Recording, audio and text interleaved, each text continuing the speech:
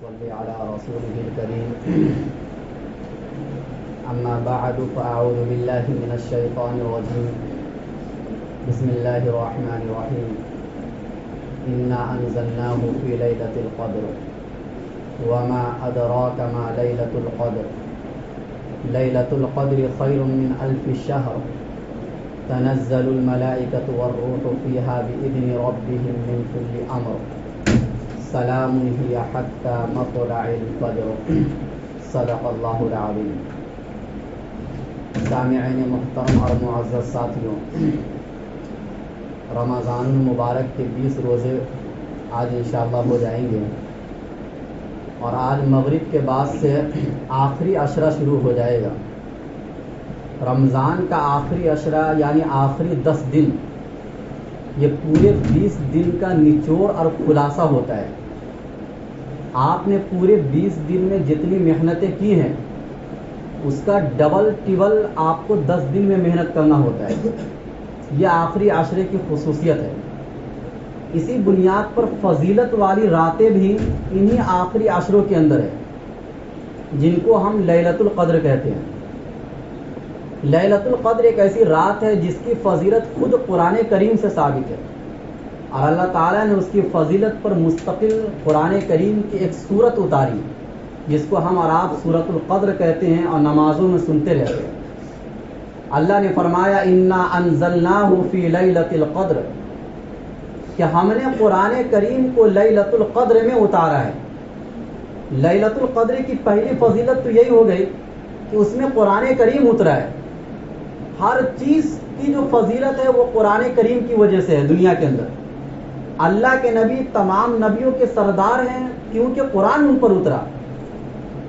رمضان کا مہینہ تمام مہینوں کا سردار ہے کیونکہ قرآن اس مہینے میں اترا. حضرت جبرائیل امین تمام فرشتوں کے سردار ہے کیونکہ وہ قرآن لے کر آتے تھے. تو اسی طریقے سے لیلۃ القدر تمام راتوں کی سردار ہے کیونکہ اس رات میں اللہ نے قرآن کریم کو اتارا.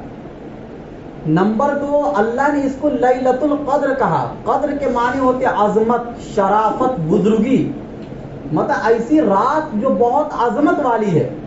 یہ قرآن کریم کے لفظ سے ثابت ہے. پھر اللہ فرماتے وما ادراک ما لیلۃ القدر، آپ کو معلوم ہے کہ لیلۃ القدر کیا ہے. اللہ کا یہ انداز عام طور سے ایسے مواقع پر ہوتا ہے جب کوئی بہت اہم چیز کو بیان کرنا ہوتا آگے. جیسے مثال کے طور پر اللہ نے جب قیامت کو بیان کرنے کا ارادہ کیا تو کہا القاریعہ، مل قاریعہ، کہ کھٹکھٹانے والی. اور کھٹکھٹانے والی کیا ہے، اور آپ کو کیا معلوم کہ وہ کھٹکھٹانے والی چیز کیا ہے. پھر آگے قیامت کا منظر بیان کیا. کہیں فرمایا الحاقہ، مل حاقہ، وما ادراک مل حاقہ، کہ وہ ثابت ہونے والی چیز، اور آپ کو کیا معلوم کہ وہ ثابت ہونے والی چیز کیا ہے. پھر آگے قیامت کا منظر بیان کیا. تو قرآن کریم میں جہاں کہیں اللہ اس انداز میں گفتگو فرماتے ہیں تو مطلب یہ ہوتا ہے کہ آگے جو بات اللہ بیان کرنے جا رہے ہیں وہ بہت ہی اہم ہے. ویسے تو اللہ کی ہر بات اہم ہے لیکن یہ کچھ زیادہ اہم ہے.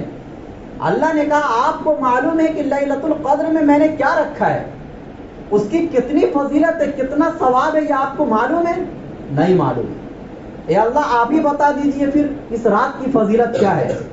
اللہ نے فرمایا لیلۃ القدر خیر من 1000 شہر، یہ رات جس کو تم لیلۃ القدر کہتے ہو یہ 1000 مہینوں سے بہتر ہے. اس کا مطلب یہ ہوا کہ ایک عبادت کسی اور رات میں آپ کر رہے ہیں اور ایک عبادت آپ لیلۃ القدر میں کر رہے ہیں. لیلۃ القدر کی ایک رات کی عبادت 1000 مہینے کی عبادت سے بہتر ہے. تقریباً 80 یا 83 سال بنتے 1000 مہینے، یعنی 83 سال کی عبادت سے بہتر ایک رات کی عبادت. اتنا ثواب. اسی طریقے سے اگر آپ اس ایک رات میں صدقہ کریں گے وہ صدقہ کرنا 83 سال کے صدقہ کرنے سے افضل. اس رات میں آپ 2 رکعت نفل پڑھیں گے، یہ 2 رکعت نفل پڑھنا 83 سال کے نفل پڑھنے سے بہتر. اس رات میں قرآن کریم کی تلاوت آپ کریں گے، یہ تلاوت کرنا آپ کے 83 سال کے تلاوت سے بہتر، مطلب اجر و ثواب کے اعتبار سے.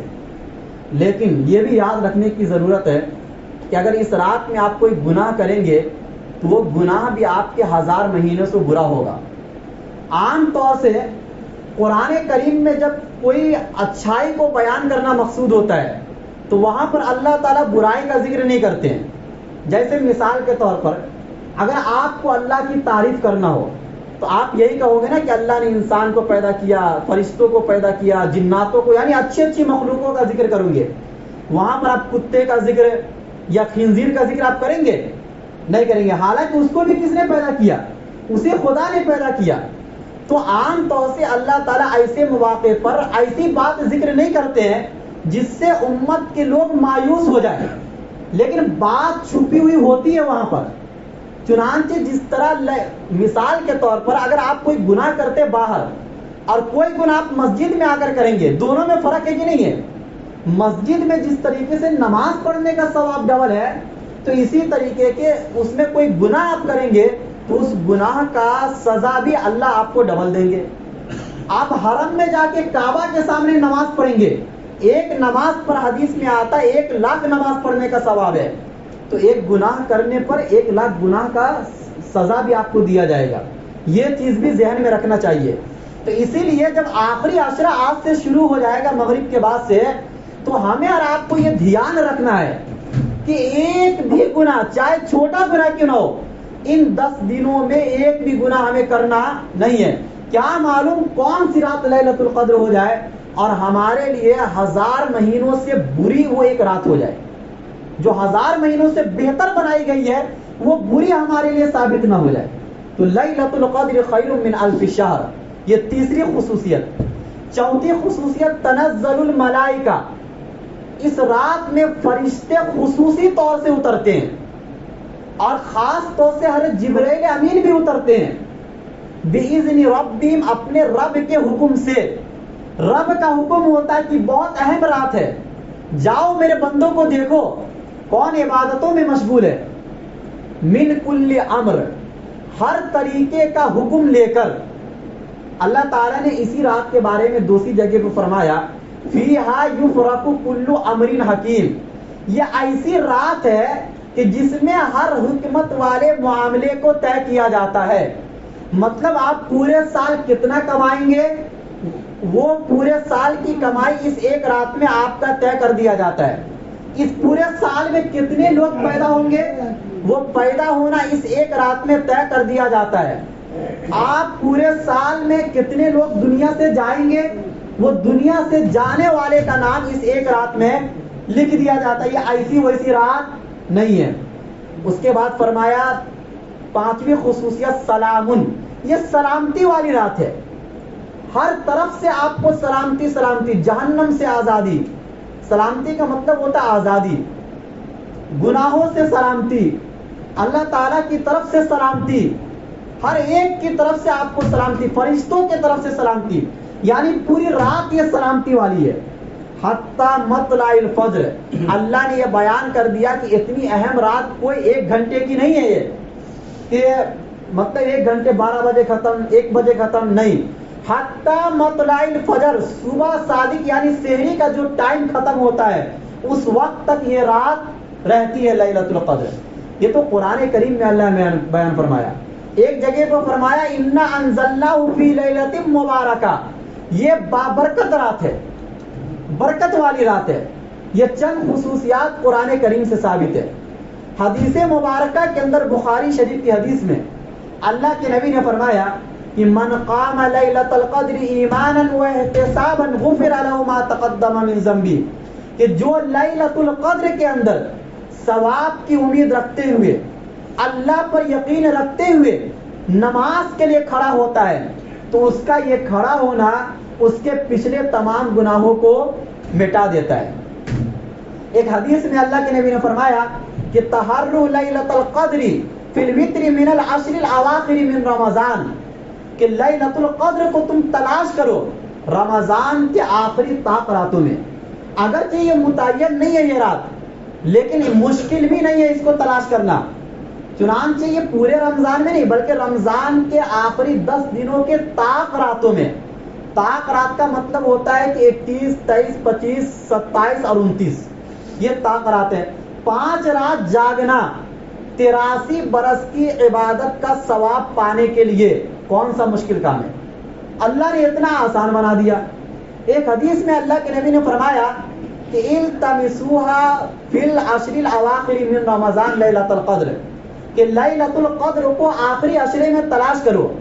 تاسعۃ تبقی 21 کی رات میں تلاش کرو، یا سابعۃ تبقی 23 کی رات میں تلاش کرو، خامسۃ تبقی 25 کی رات میں تلاش کرو. متعین نہیں ہے، ان راتوں میں سے کوئی ایک رات ہو سکتی ہے. ایک حدیث میں اللہ کے نبی صلی اللہ علیہ وسلم نے فرمایا کہ اس کو آخری 7 دنوں میں تلاش کرو، یہ بھی حدیث ہے.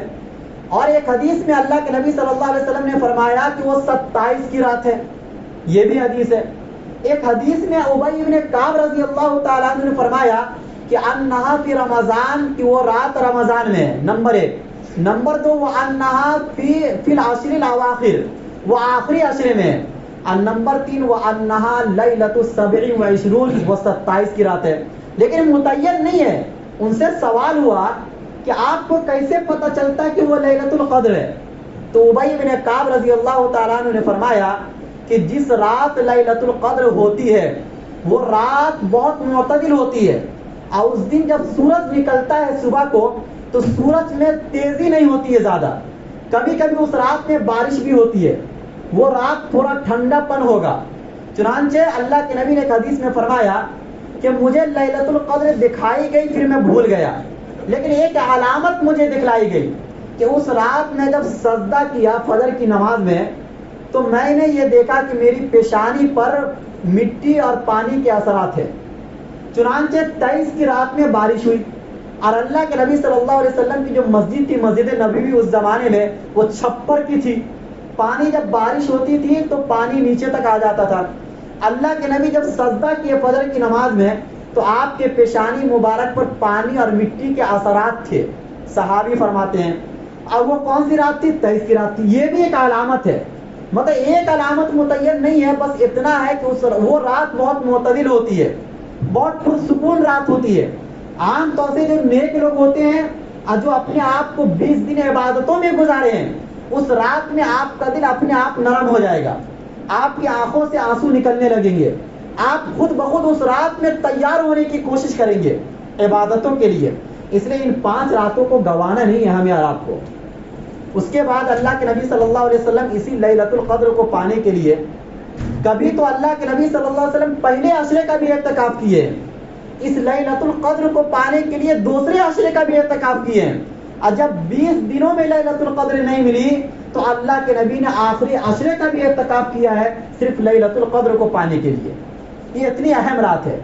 ایک حدیث میں اللہ کے نبی صلی اللہ علیہ وسلم نے فرمایا کہ من حرمھا فقد حرم الخیر کلہ، جو اس رات سے محروم ہو گیا، جس کو اس رات میں عبادت کرنے کا موقع نہیں ملا، وہ تمام بھلائی سے محروم ہو گیا. سمجھو اس کو کوئی بھلائی نہیں ملی. وَلَا يُحْرَمُ خَيْرَهَا إِلَّا محروم. اس رات سے وہی لوگ محروم ہوتے ہیں جس کو اللہ بھی محروم کرنا چاہتے ہیں. اس لیے ہم اور آپ اللہ سے یہ دعا کرے کہ اللہ اس رات میں ہمیں محروم نہ فرمانا، اس رات میں عبادت کرنے کی توفیق اللہ ہمیں اور آپ کو دے. اور اس کے سب سے آسان یہ کہ آپ 10 رات جاگیے، آپ کو پورے طریقے سے لیلۃ القدر پانا آسان ہو جائے گا. چنانچہ جب آخری عشرہ شروع ہوتا تھا، یعنی آخری 10 دن، تو بخاری کے اندر ایک حدیث ہے کہ اذا دخل العشر شد مئزرہ وایقظ اہلہ واحیا لیلہ، کہ جب آخری عشرہ شروع ہو جاتا تھا تو اللہ کے نبی اپنی لنگی کو مضبوطی سے باندھ لیتے تھے. مطلب یہ ہے کہ اللہ کے نبی پورے طور سے عبادت کے لیے تیار ہو جاتے تھے، بستروں پر دوبارہ آتے نہیں تھے. نمبر 1. نمبر 2، عام طور سے اللہ کے نبی اور مہینے میں اپنی ازواج مطہرات کو تہجد کی نماز کے لیے جگاتے نہیں تھے. اگر اٹھ گئے تو ٹھیک ہے، نہیں اٹھے تو کوئی بات نہیں ہے کیونکہ یہ نفل نماز ہے. لیکن رمضان کے آخری عشرے میں اپنے گھر والوں کو جگا کر رکھتے تھے اللہ کے نبی صلی اللہ علیہ وسلم. لہذا اس چیز پر ہمیں اور آپ کو عمل کرنے کی ضرورت ہے کہ کہ آج سے جو آخری 10 دن شروع ہونے والا ہے، ان 10 دنوں میں ہم خود بھی جاگے اور اپنے گھر والوں کو بھی جگائے۔ یہ جگانا یہ خود حدیث سے ثابت ہے اور اس کی بہت زیادہ فضیلت ہے۔ آپ اگر 3 گھنٹہ سوتے تھے تو 2 گھنٹہ آپ سوئیے، کوئی اگر 2 گھنٹہ سوتا تھا 1 ہی گھنٹہ سوئے، 10 دن کی چھٹی کر لے، کون سا مشکل کام ہے؟ آدمی عام طور سے شادی بیاہ کے لیے کسی اور کام کے لیے چھٹی کر لیتے ہیں، 10 دن کا اعتکاف کرنے کے لیے یا 10 دن کی فضیلت کو پانے کے لیے ہم اور آپ چھٹی نہیں کرتے۔ اگر آپ چھٹی نہیں بھی کر سکتے ہیں تو کم سے کم رات کا اکثر حصہ جاگنے کی حالت میں گزاریے اور خود بھی جاگیے، اپنے گھر والوں کو بھی جگائیے۔ وَأَحْيَا اللَّيْلَ، پوری رات اللہ کے نبی جاگ کر گزارتے تھے۔ آخری کے 10 دن پوری رات اللہ کے نبی صلی اللہ علیہ وسلم جاگ کر گزارتے تھے۔ صحیح مسلم کی حدیث کے اندر آتا ہے کہ کان النبی صلی اللہ علیہ وسلم یجتہد فی العشر الاواخر ما لا یجتہد فی غیرہ، اللہ کے نبی آخری 10 دنوں میں اتنی محنت کرتے تھے جتنی محنت پورے 11 مہینے میں اللہ کے نبی نہیں کرتے تھے۔ سوچئے تو صحیح آپ کہ اللہ کے نبی تو ویسے بھی بہت محنت کرتے تھے عبادتوں میں، اتنا لمبا کھڑے ہوتے تھے تہجد کی نماز میں کہ آپ کے مطلب قدم مبارک سوج جایا کرتے تھے، ورم آ جایا کرتے تھے، پھر بھی یہ حال ہے کہ اللہ کے نبی آخری کے 10 دنوں میں بہت زیادہ محنت کرتے تھے۔ تو آپ سوچئے وہ محنت کیسی رہی ہوگی، کیا روتے رہے ہوں گے اللہ کے سامنے، کیسے اللہ کو مناتے رہے ہوں گے، کیسے اللہ کو راضی کرتے رہے ہوں گے، کس طریقے سے جنت کو طلب کرتے رہے ہوں گے اللہ کے نبی صلی اللہ علیہ وسلم۔ ایک ہم اور آپ ہیں کہ جو جنت کے طلبگار بھی ہیں اور سو بھی رہے ہیں۔ تعجب ہے مسلمانوں کے اوپر کہ وہ جنت کو طلب بھی کر رہا ہے اور ایک طرف سو بھی رہا ان راتوں میں جن راتوں میں جنت دینے کا وعدہ سب سے زیادہ اللہ کر رہے ہیں۔ آپ جہنم سے بھاگ بھی رہے ہیں اور سو رہے ہیں ان راتوں میں جن راتوں میں اللہ بہت زیادہ لوگوں کو جہنم سے آزاد کر رہے ہیں۔ تعجب ہے کہ نہیں لوگوں کے اوپر؟ اس لیے ہمیں اور آپ کو جاگ کر گزارنا چاہیے۔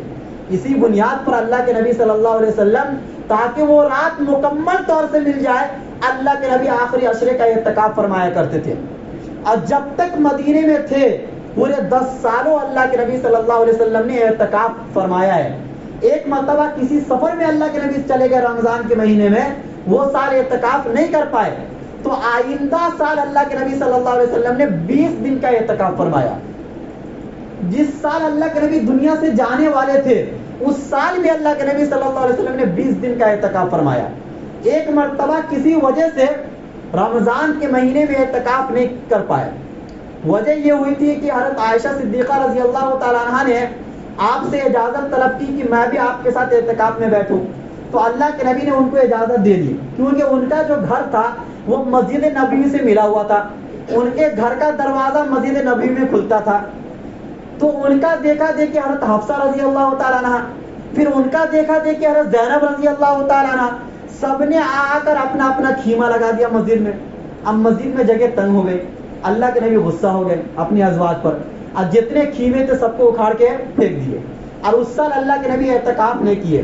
لیکن شوال کے آخری کے 10 دنوں میں 10 دن کا اللہ کے نبی روزہ رکھے، اور روزہ رکھنے کے ساتھ ساتھ ان 10 دنوں کا اعتکاف فرمائے۔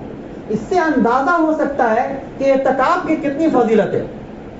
اللہ کے نبی سے اگر قضا ہو جا رہا ہے، حالانکہ اس کی قضا نہیں ہے کیونکہ یہ سنت ہے، سنت کی قضا نہیں ہے، لیکن اس کے باوجود اللہ کے نبی صلی اللہ علیہ وسلم قضا فرما رہے ہیں۔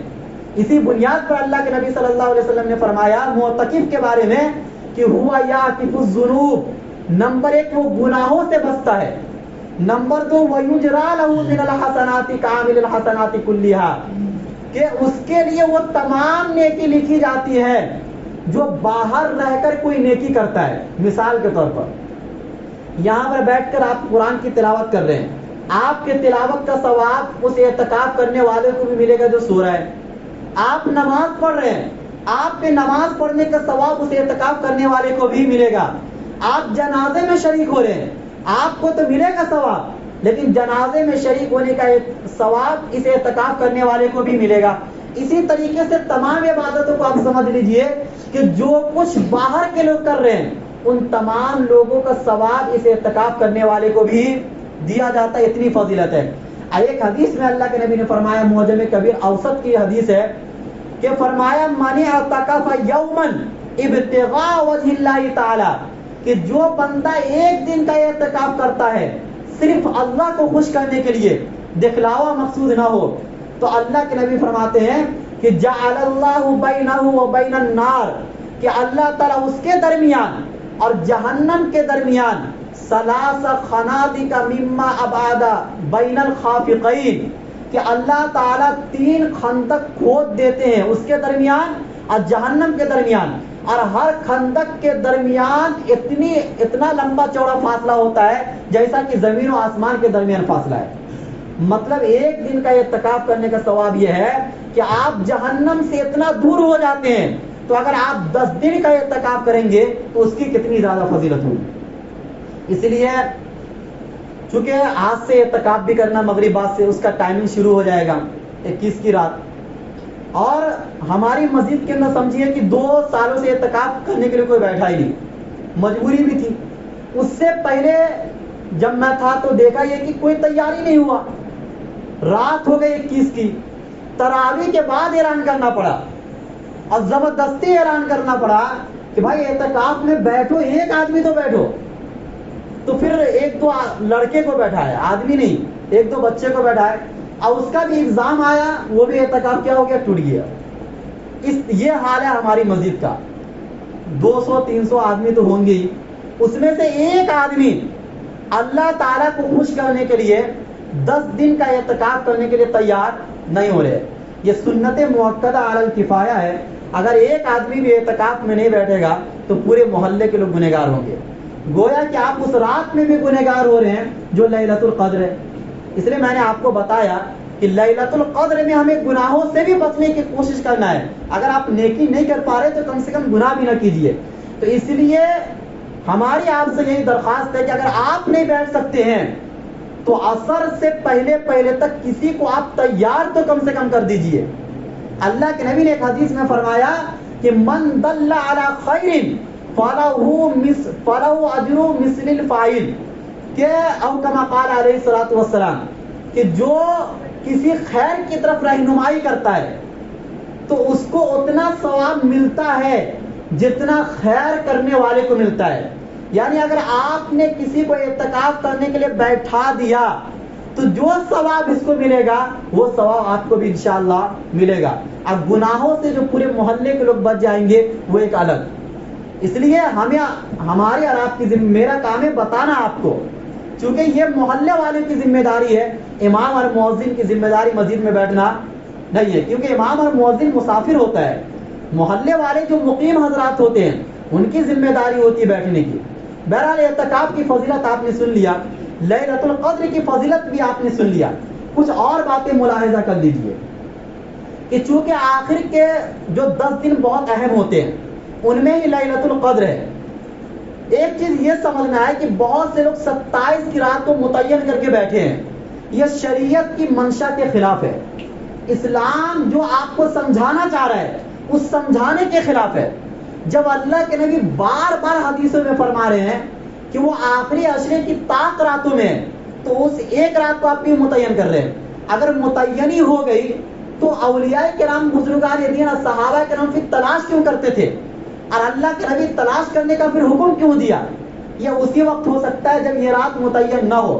تو اس لیے ہم اور آپ اگر جاگنا چاہتے ہیں تو 5 راتوں میں جاگنے کی کوشش کریں، کسی ایک رات کو متعین نہ کریں، اور اس میں بھی اس رات کو گھومنے کے لیے یا سیر و تفریح کے لیے یا گروپ بندی کے لیے یا آپس میں لڑائی جھگڑا کرنے کے لیے ان راتوں کو نہ بنائیں۔ اس رات کی تعین بھی اٹھائی گئی ہے لڑائی اور جھگڑے کی بنیاد پر، یہ بھی بخاری کے حدیث کے اندر ہے، اس لیے کم سے کم جھگڑے سے بچے۔ اچھا، اسی طریقے سے آپ ان 10 دنوں میں آپ کم سے کم ایک قرآن ختم کیجئے۔ کتنا قرآن؟ ایک قرآن آپ کو ختم کرنا ہے، کوئی مشکل نہیں ہے۔ آپ کو میں بتاتے چلوں کہ آج بھی ایسے لوگ ہیں، آج بھی، میں پہلے اکابرین کی بات نہیں کر رہا ہوں، جو ہر دن قرآن ختم کرتے ہیں، اور 60 سال کے بوڑھے آدمی ہیں، ہر روز 20 پارہ پڑھتے ہیں، ہر روز۔ اور ابھی پیپر میں آیا تھا کل کے مالیگاؤں کا کہ وہ سمجھو کہ 70-75 سال عمر ہے، تراویح بھی پڑھاتے ہیں، اور ایک سال میں 45 مرتبہ قرآن ختم کرتے ہیں۔ اگر ایک سال میں 45 مرتبہ قرآن ختم کر رہے ہیں تو سمجھو کہ رمضان میں تو 20-25 ہو ہی جاتا ہوگا، تبھی تو پورے سال کا 45 ہو رہے ہیں۔ مطلب ایسے لوگ آج بھی ہیں جو 30-35 قرآن ختم کر لیتے ہیں۔ امام اعظم ابو حنیفہ رحمۃ اللہ علیہ تو 63 قرآن ختم کرتے تھے۔ یہ تھے وہ اکابرین۔ اس لیے میں بار بار ہمیشہ ہر ہفتے بتاتے ہوئے آ رہا ہوں کہ آپ ذکر و اذکار کرو یا نہ کرو، قرآن کو مت چھوڑو، کیونکہ قرآن پڑھنے کا یہ موسم ہے۔ ہر چیز کا اپنا ایک موسم ہوا کرتا ہے۔ لیلۃ القدر میں قرآن اتر رہی ہے، قرآن اتر رہا ہے، رمضان کے مہینے میں قرآن اتر رہا ہے، اور دونوں چیز آپ کو نصیب ہے، رمضان بھی نصیب ہے، لیلۃ القدر بھی نصیب ہے۔ تو آخر کے 10 دنوں میں ہمیں اور آپ کو یہ کوشش کرنا ہے کہ ایک قرآن ختم کرنا ہے، اور خاص طور سے ان 5 راتوں میں قرآن رات میں بیٹھ کر پڑھنا ہے، یا اگر تہجد میں پڑھنے کی توفیق ملے تو تہجد میں پڑھنا ہے۔ اسی طریقے سے آپ ہر رات، اگر آپ سے زیادہ نہ ہو سکے تو 5 روپیہ صدقہ کیجیے ہر رات۔ یہ صدقہ کرنا اگر لیلۃ القدر میں ہو گیا تو 83 سال کے صدقے سے بہتر ہو جائے گا۔ آپ ہر رات 2 رکعت خصوصی الگ سے پڑھیے، آج سے خصوصی ہر رات۔ اگر یہ 2 رکعت لیلۃ القدر میں ہو گیا تو آپ کے 83 سال کے 2 رکعت سے بہتر ہو جائے گا۔ اچھا، ایک چیز اور جس میں ہم بہت کوتاہی کر رہے ہیں اور بہت اہم بات ہے، اللہ کے نبی صلی اللہ علیہ وسلم پر کثرت سے درود۔ آپ بتائیے کہ اللہ تعالیٰ قرآن کریم میں فرما رہے یا ایو ان اللہ و ملائکتہ یصلون علی النبی، کہ اللہ اور اس کے فرشتے نبی صلی اللہ علیہ وسلم پر رحمت بھیجتے ہیں۔ اے ایمان والو، تم بھی اللہ کے نبی پر رحمت اور سلام بھیجو۔ یہ ایک ایسی عبادت ہے، یہ ایک ایسا طریقہ ہے جس طریقے میں آپ اللہ کے ساتھ ہیں، کہ اللہ بھی اپنے محبوب پر کتنا عشق کرتے ہیں اللہ تعالیٰ اپنے محبوب سے، کہ اپنے محبوب پر رحمت اور سلام بھیج رہے ہیں، اور اسی رحمت اور سلام کا حکم دے رہے ہیں ہمیں اور آپ کو کہ آپ بھی بھیجیے۔ ہم کیسے بھول سکتے اس نبی کو کہ جو نبی آخر کے 10 دنوں کے اندر بھی اپنے لیے دعا نہیں مانگا کرتے تھے، ہم امتیوں کے لیے دعا مانگا کرتے تھے، جو ان 10 دنوں میں راتوں میں اٹھ کر کے جنت البقیع کے اندر جا کر کے ہمارے لیے دعائیں مانگتے تھے، جو نبی پتھر کاشف ہمارے لیے، طائف کی تکلیفوں کو آپ بھول نہیں سکتے ہیں۔ ان تمام چیزوں پر میں بیان کر چکا ہوں اس سے پہلے۔ یہ ایسی چیز ہے جس پر کنٹرول نہیں ہو پاتا ہے، آنکھوں سے آنسو نکل جاتے ہیں۔ اس لیے ہم اور آپ کم سے کم اللہ کے نبی صلی اللہ علیہ وسلم پر روزانہ 100 مرتبہ درود بھیجے۔ اگر آپ یہ کر لیے، اگر آپ کے محبوب راضی ہو جائیں گے، اللہ راضی ہو جائیں گے۔ اگر اللہ کے نبی آپ سے ناراض ہے تو آپ کا اللہ بھی آپ سے ناراض ہے۔ سوچئے تو صحیح، جس کے بارے میں اللہ کہتے ہیں وَلَسَوْفَ يُعْطِيكَ رَبُّكَ فَتَرْضَىٰ، اے نبی میں آپ کو اتنا دوں گا کہ آپ راضی ہو جائیں گے۔ جس کو خدا راضی کر رہا ہو، سوچئے تو صحیح، ہم اور آپ عبادت جو کرتے ہیں اللہ کو راضی کرنے کے لیے عبادت کرتے ہیں، لیکن اللہ کہہ رہا ہے اے نبی میں آپ کو راضی کرنا چاہتا ہوں۔ کتنی بڑی بات ہے۔ اس نبی کو ہم کیسے بھول سکتے جس کے صدقے میں لیلۃ القدر ملا، جس کے صدقے میں یہ رمضان کی خصوصیت ملی ہے۔ ورنہ رمضان تو پہلے بھی تھا نا، 12 مہینے تو ابتدا سے ہے۔ قرآن جن کے صدقے میں ہمیں ملا ہے اس نبی کو ہم نہیں بھول سکتے ہیں۔ لہٰذا قرآن کریم کی تلاوت کے ساتھ ساتھ میں نے تو 100 مرتبہ بہت کم بولا ہے، آپ 1000 مرتبہ نبی پر درود بھیجیے۔ جتنا بھی آپ بھیجیں گے یہ آپ کے لیے کم ہے، ہر رات آپ بھیجیے۔ دیکھو اللہ تعالیٰ رمضان کے مہینے میں جو شیطان کو قید میں ڈال دیتے ہیں وہ یہ دیکھنے کے لیے کہ آپ کے اچھا کام کرنے میں یا آپ کے برا کام کرنے میں آپ کا کتنا ہاتھ ہے اور شیطان کا کتنا ہاتھ ہے، یہ دیکھنے کے لیے۔ اگر آپ خیر کا کام بہت زیادہ کر رہے ہیں تو یہ سمجھیے کہ آپ کا ہاتھ ہے، اور اگر آپ برائی کا کام رمضان کے مہینے میں بہت زیادہ کر رہے ہیں یہ برائی میں بھی آپ کا ہاتھ ہے۔ آپ شیطان کو بدنام مت کیجیے۔ جب شیطان قید ہو گیا پھر بھی آپ گناہ کر رہے ہیں تو مطلب خواہ مخواہ آپ شیطان کو، آپ اپنے نفس کو ٹٹولیے۔ نفس بھی تو انسان کا دشمن ہے، یہ بھی تو ہمیں اور آپ کو گناہوں کی طرف لے کے جاتا ہے۔ اور اسی طریقے سے آخر میں جاتے جاتے اللہ کے نبی صلی اللہ علیہ وسلم نے ایک حدیث میں فرمایا کہ جو بندہ رمضان کا مہینہ پائے اور اس کی مغفرت نہ ہو سکے، وہ جنت میں داخل نہ ہو سکے، اس کے لیے ہلاکت و بربادی ہے، اس کے ناک خاک آلود ہو۔ کیا ہمیں اور آپ کو معلوم ہے کہ ہم جنت میں داخل ہو گئے؟ ہمیں اور آپ کو معلوم ہے کہ میری مغفرت ہو گئی ہے؟ کسی کو نہیں معلوم ہے۔ جب اور ایسی عبادت ہم لوگ کی جس میں جان نہ ہو، اس میں تو اور بھی زیادہ ہمیں جان پیدا کرنے کی ضرورت ہے۔ لہٰذا ان 10 دنوں کے اندر ہم ایک بھی دن نہ تراویح چھوڑیں گے، نہ ایک بھی نماز تکبیر اولیٰ کے ساتھ چھوڑیں گے، نہ ایک بھی نماز، نہ سنت، نہ نوافل، نہ صدقہ خیرات، کوئی بھی خیر کا کام ہم ان 10 دنوں کے اندر نہیں چھوڑیں گے۔ اللہ کو راضی کرنا ہے، یہ ہمارا اور آپ کا مقصد ہے۔ اللہ تعالیٰ کا کوئی مقصد اس میں نہیں ہے، اللہ کا کوئی فائدہ نہیں، اس میں ہمارا فائدہ ہے۔ اللہ ہم سب کو کہنے سننے سے زیادہ عمل کرنے کی توفیق نصیب فرمائے۔ وآخر دعوانا